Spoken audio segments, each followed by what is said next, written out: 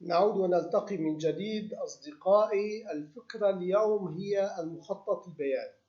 لدينا جدول بسيط، لكن هذا الجدول إذا تم تصميم مخطط بياني له كيف سوف نقوم بنسخه ووضعه ضمن فورم، ضمن نموذج.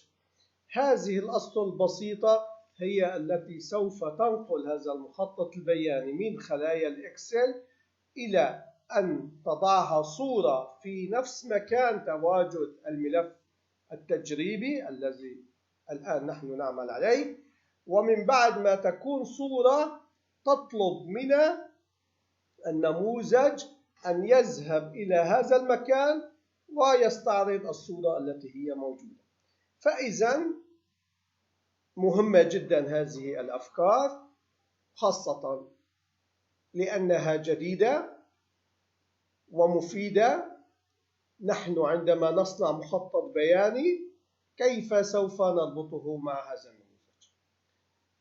الأسطر هي أولا أننا في المتغير تم وضع هذه الأسطر لكي تأخذ نفس مكان تواجد الملف، ثم نقول له اذهب واحفظ الصورة. فإذا هنا نلاحظ أن النموذج عندما يقلع قبل ما يظهر للمستخدم يذهب ويعطي أمر مسار وجود الصورة.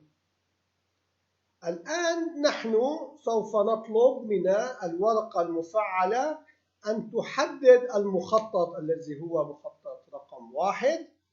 تم تفعيله، ونطلب من هذا المخطط الذي هو مفعل أن يذهب ويتحول إلى صورة. فإذا في هذه الحالة المخطط تحول إلى صورة. الآن نحن نخاطب الإيميج 2 الذي هي موجودة، أداة موجودة ضمن النموذج الذي أخذ مساحة النموذج كلها. نقول لهذه الإيميج 2 أنت الصورة التي يجب أن تكون فيك هي نفسها الموجودة في هذا الامتداد، في هذا المتغير. ومن ثم نقول للصورة تغيير حجم الصورة لكي تناسب خصائص الأداة إيميج 2. انتهت البرمجة. لنلاحظ الآن الملف التجريبي الذي سوف يساعدنا في الشرح.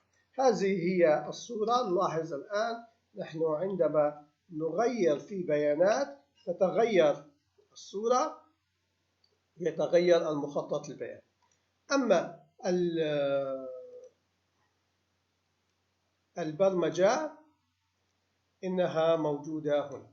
وإذا تم تحديد الأسطر لكي نتابع خطوة في خطوة، الآن نحن سوف نطلب إقلاع النموذج.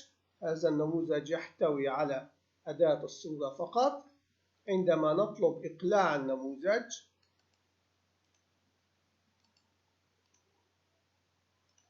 نلاحظ تم تفعيل السطر الأول، وهنا الآن يأخذ الامتداد مكان تواجد الصورة. تم تحديد المخطط، تم تحويل المخطط إلى صورة.